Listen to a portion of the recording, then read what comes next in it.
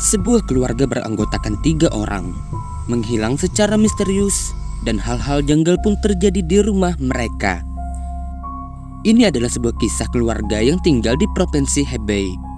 Sebagian besar penduduknya bekerja sebagai karyawan pabrik dan hubungan sosial di lingkungan itu sebenarnya cukup harmonis.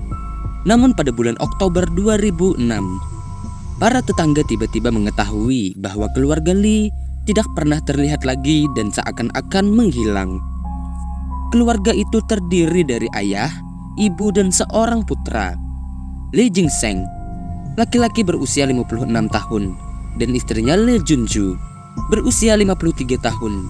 Sedangkan putra mereka bernama Li Chao, berusia 26 tahun. Pada tanggal 23 Oktober, seorang pekerja bernama Zheng Yanglong dan satu rekannya berniat pergi bekerja bersama Li Chao. Tetapi ketika Zheng Yanglong datang untuk menjemput Li Chao, sayangnya tidak ada seorang pun yang membukakan pintu untuk mereka. Zheng Yanglong pun merasa heran sehingga mereka pun memutuskan untuk pergi tanpa Li Chao. Beberapa hari kemudian, diketahui jika Li Chao tidak masuk bekerja, di mana hal itu sangat jarang terjadi bagi rekan-rekannya. Bahkan untuk datang terlambat pun Li Chao hampir tidak pernah melakukannya. Oleh sebab itu, Zheng Yanglong pun pergi ke rumah Li Chao dalam beberapa kali untuk mencarinya. Akan tetapi, tetap saja kediaman Li Chao itu tidak ada satu orang pun yang membukakan pintu ketika Zheng Yanglong mencoba memanggil penghuninya. Namun suatu malam, beberapa bulan kemudian, ketika Zheng Yanglong dan teman-temannya sedang dalam perjalanan pulang bekerja, mereka menemukan bahwa lampu di kediaman Li Chao nampak menyala. Zheng Yanglong pun segera menghampirinya dan segera mengetuk pintu sambil memanggil Li Chao. Akan tetapi tetap saja tidak ada yang membukakan pintu untuknya, dan bahkan tidak ada suara seseorang pun terdengar. Zheng Yanglong pun kemudian memutuskan untuk pergi. Setelah menjauh, dia kembali melihat bahwa lampu kediaman Li Chao kini sudah mati. Yang lebih anehnya, setelah beberapa menit kemudian, lampu kediaman Li Chao kembali menyala. Zheng Yanglong pun menyangka jika memang ada seseorang yang tinggal di tempat Li Chao itu. Namun dia merasa heran kenapa mereka tidak membukakan pintu untuknya.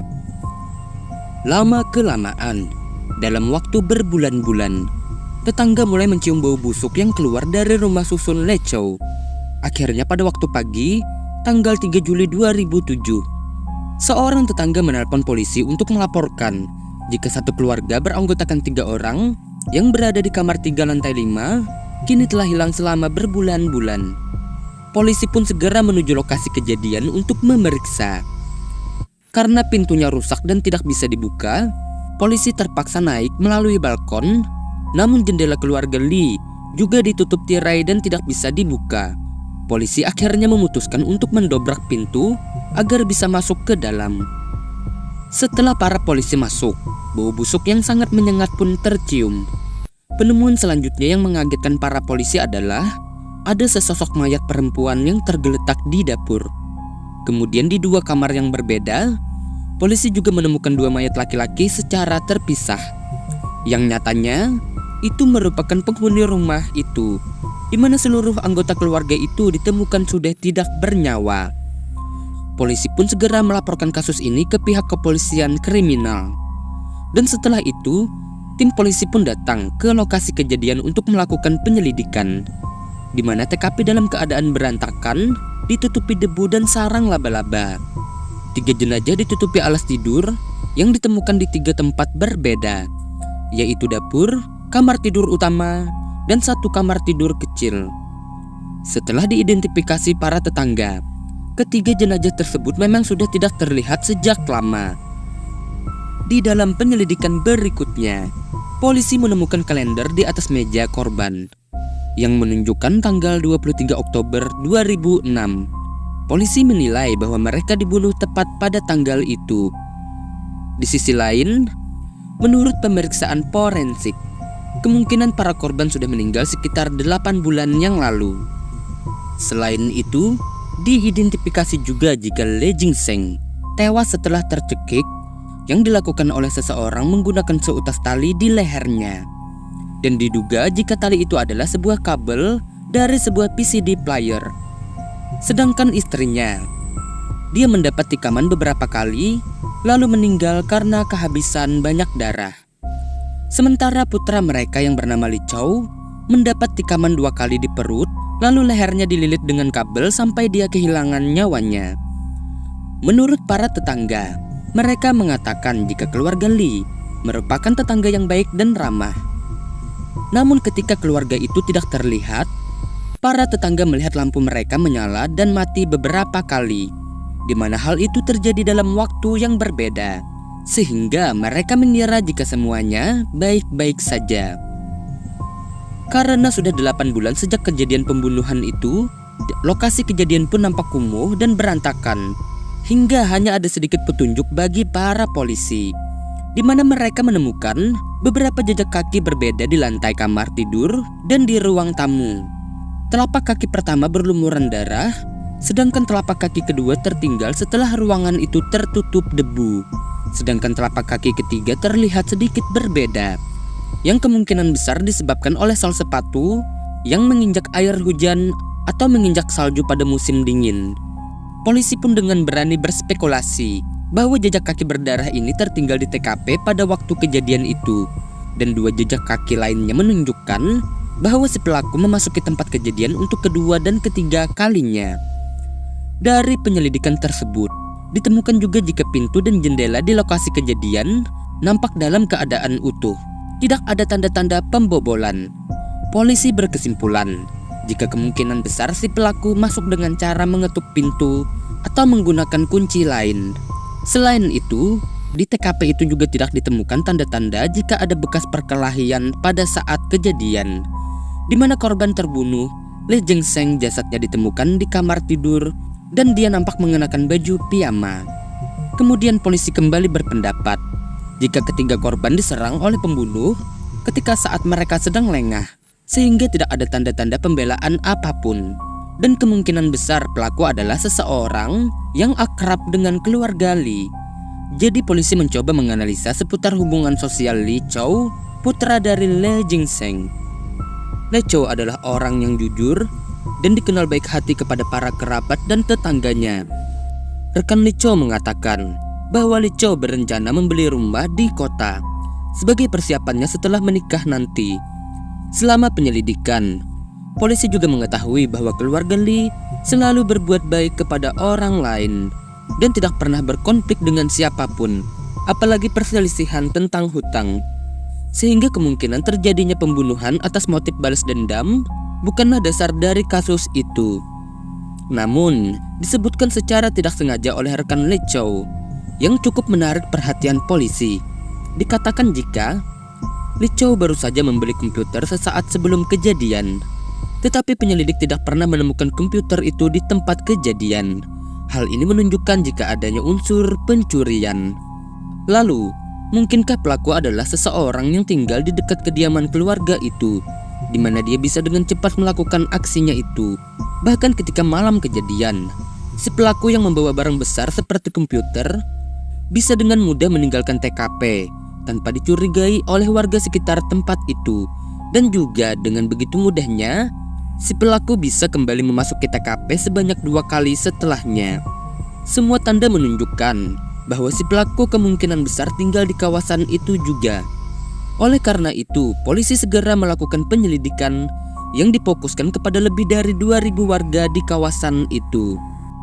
Selama penyelidikan yang memakan waktu beberapa hari, seorang warga di kawasan ini yang bernama Du Jingzu nampak menarik perhatian polisi. Dia tinggal di lantai bawah dari kediaman korban, di mana Du Jingzu merupakan orang yang bekerja sebagai tukang kunci. Selain itu, dia memiliki banyak catatan kriminal dalam kasus pencurian.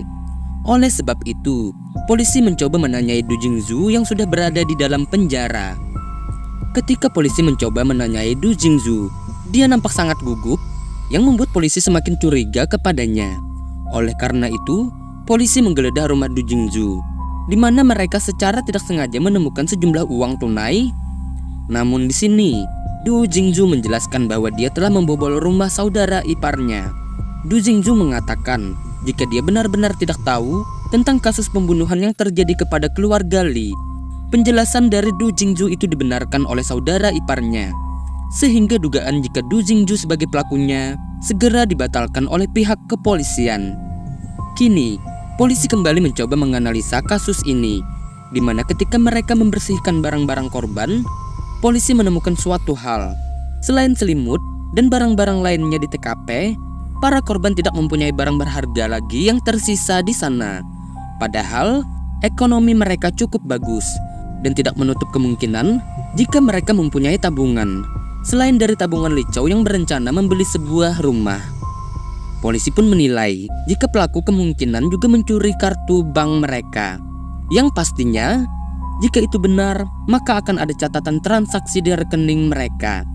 Setelah penyelidikan selanjutnya, polisi membuat penemuan yang signifikan pada tanggal 23 Oktober 2006, di mana diketahui jika seseorang telah menarik uang dari rekening Li dengan jumlah uang 91.000 yuan yang setara dengan 12.000 dolar.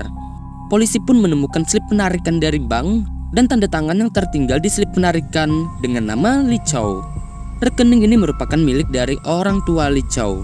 Menurut salah satu pegawai bank, pada sore hari tanggal 23 Oktober 2006, seorang pria yang mengaku sebagai Li Chou mengambil semua simpanan di rekening itu dengan menggunakan 3 kartu identitas, yaitu Li Chou dan kartu identitas orang tuanya. Polisi pun mengambil slip penarikan itu untuk melakukan pengujian. Setelah diproses, muncul sebuah sidik jari dengan sedikit noda darah. Polisi kemudian mengambil sidik jari dari Du Jingzhu untuk melakukan perbandingan. Namun hasilnya menunjukkan bahwa sidik jari pada slip penarikan bank itu bukan milik Du Jingzhu, sehingga Du Jingzhu bukanlah pelakunya. Namun polisi tetap yakin bahwa tersangka kemungkinan besar adalah warga di kawasan itu. Beruntung, saat itu seorang warga memberi informasi yang cukup penting kepada polisi bahwa Zhou Longgang, seorang warga di kawasan itu, telah berhutang dalam jumlah besar karena berjudi.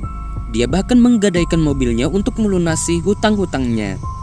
Dalam waktu dekat, setelah hilangnya keluarga Li, keuangan Zhou Longgang tiba-tiba nampak kembali membaik. Tidak itu saja, dia juga menebus mobil yang sempat dia gadaikan sebelumnya. Polisi menanggapi informasi ini dengan serius dan segera pergi ke rumah Zhou Longgang untuk mengambil sidik jarinya. Di sini, Zhou Longgang terlihat gugup dan bahkan sempat menolak untuk proses pengambilan sidik jarinya. Tetapi 2 petugas polisi memaksa dan berhasil mendapatkan sidik jari Zhou Longgang. Kemudian sampel sidik jari Zhou Longgang pun dikirim untuk pengujian. Dan ketika hasilnya keluar, segera sidik jari itu dibandingkan dengan sidik jari yang ada di slip bank sebelumnya. Dan hasilnya menunjukkan bahwa sidik jari yang diambil dari slip sebelumnya, di mana sidik jari itu cocok dengan sidik jari Zhou Longgang. Jadi polisi segera menetapkan bahwa Zhou Longgang adalah tersangka utamanya. Penggeledahan pun dilakukan kediaman Zhou Longgang, di mana polisi menemukan 2 pasang sepatu dari rumah Zhou Longgang, yang mana sepatu itu cocok dengan sepatu yang ada di TKP. Setelah dihadapkan bukti-bukti itu, Zhou Longgang pun mengaku jika dialah pelaku dari kejahatan ini. Zhou Longgang mengatakan bahwa pada bulan Juni 2006, dia diundang oleh teman-temannya untuk berjudi. Dan mulai saat itu, dia mulai kecanduan bermain judi. Disitulah dia mulai kehilangan uangnya dan bahkan menggadaikan mobilnya karena kalah dalam permainan. Akhirnya dia banyak mempunyai hutang dengan jumlah bunga yang tinggi. Pada suatu ketika, Zhou Longgang tanpa sengaja mengetahui berita jika keluarga Li Chou ingin membeli rumah baru di kota. Dia menyimpulkan bahwa keluarga itu memiliki tabungan yang jumlahnya cukup besar, hingga pikiran jahat pun muncul di kepalanya. Sekitar jam 10 pagi pada tanggal 23 Oktober 2006, Zhou Longgang datang ke kediaman Li Jingsheng. Li yang hanya seorang diri diserang oleh Zhou Longgang, di mana dia menarik kabel dari sebuah PCD lalu melilitkannya ke leher Li Jingsheng hingga dia kehilangan nyawanya. Kemudian dia menunggu anggota keluarga yang lain. Setelah mereka datang, dia secara diam-diam langsung menyerang mereka satu persatu. Setelah dia mengambil uang yang ada, dia pun segera kabur. Setelah beberapa bulan kemudian, Zhou Longgang yang masih gemar bermain judi kembali mengalami kekalahan, sehingga dia kembali ke TKP sebanyak 2 kali untuk mencuri ponsel dan komputer milik korban. Atas kejahatannya ini, akhirnya Zhao Longgang pun dijatuhi hukuman mati. Dan inilah sebuah kasus yang menceritakan tentang satu keluarga di mana mereka kehilangan nyawa tanpa diketahui oleh para tetangga mereka. Dan kisah pun selesai. Oke, terima kasih sudah menonton. Mohon maaf jika ada kesalahan kata, cerita atau penyebutan nama. Akhir kata, sampai jumpa.